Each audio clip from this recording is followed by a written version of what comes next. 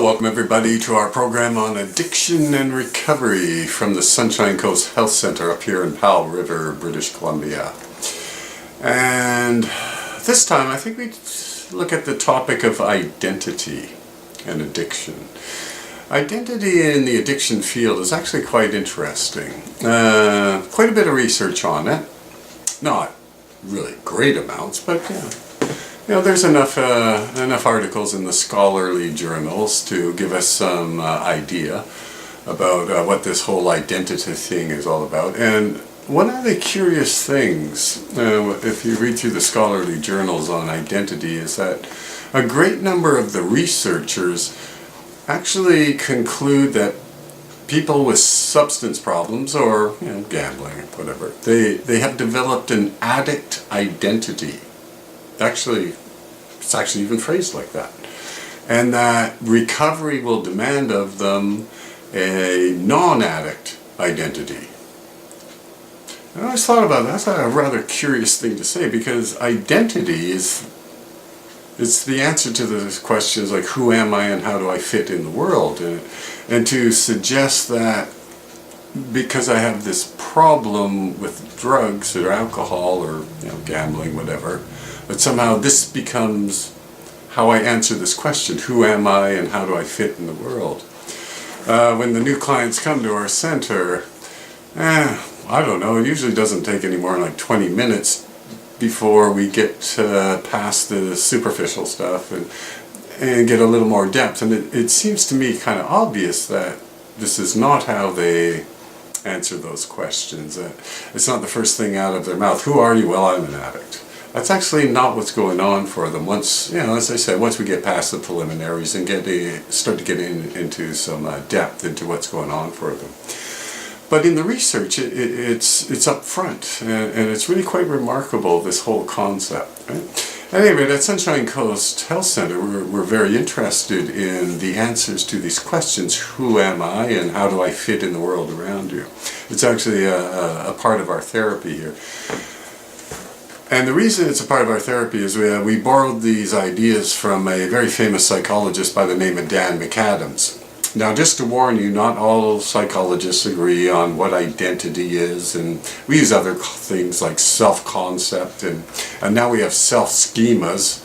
Who am I, or in this particular situation, or what part of me is being played out here? So it gets kind of confusing.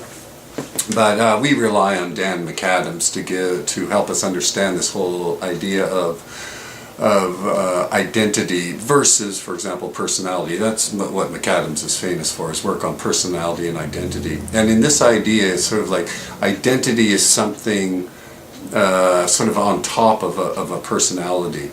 Maybe the easiest way to understand it is if you've ever read that popular book or seen the movie The Three Faces of Eve, where we have a single woman who has these clear identities contained within one person, but underneath that seems to be the real human being who would have a personality and all that. So the idea of sort of the identities being layered on to the personality. Oh, and by the way, Eve apparently had, I believe it is 19 different identities, not 3. So it should have been the 19 Faces of Eve. So that's why after they wrote the book and did the movie, Eve actually met with many other therapists to work through all these issues. I shouldn't say many. I know 2 therapists she worked with to work through these other identities. And now, by the way, is living. She's a painter, sells her paintings. So all that's good.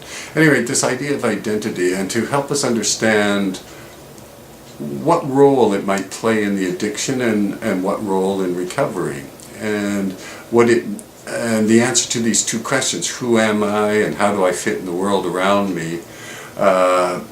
They seem to be pretty key to really coming to terms with what an addiction is and what recovery will be all about. So anyway, we'll take this time and we'll look at some of the finest psychologists who are currently working and see what they can come up with to help us understand this.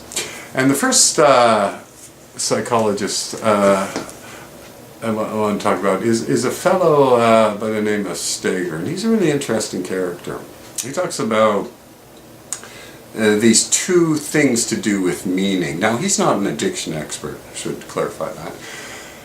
But these two things he calls understanding and motivation. The understanding part is like, well, who am I?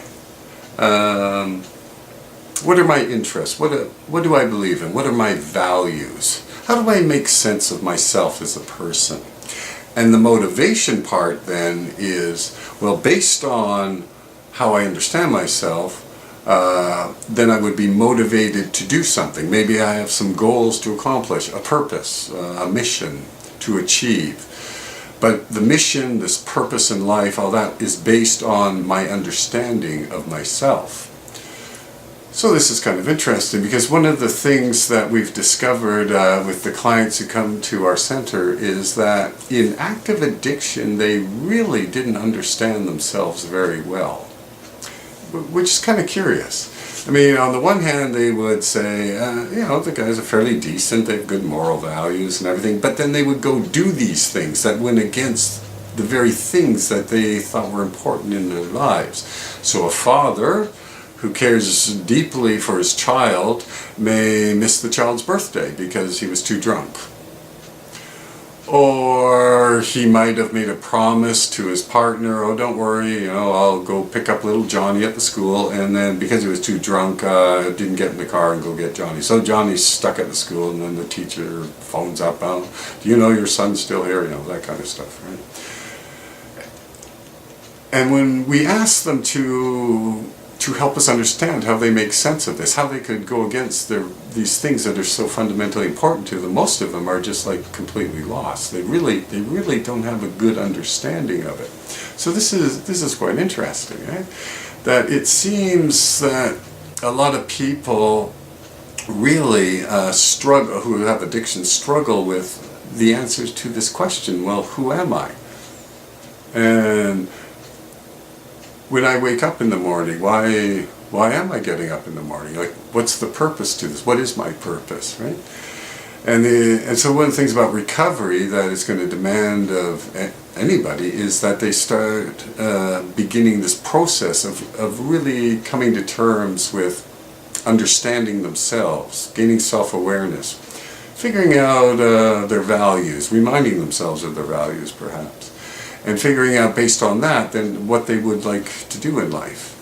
Very famous psychologist, Geoff Singer, he talks about this with many of the clients he worked with. He's now a professor, but he used to work at a treatment center. And it's a very interesting treatment center because the prerequisites for getting in there were having to have gone through, I believe it was 7 detoxifications and 6 treatment centers. So these would be men who were chronically relapsed. And this is one of the things he discovered, is that when he listened to their stories, they really didn't have a good sense of who they were as a person. And because of that, they really struggled to answer the question, well, how do I fit in the world?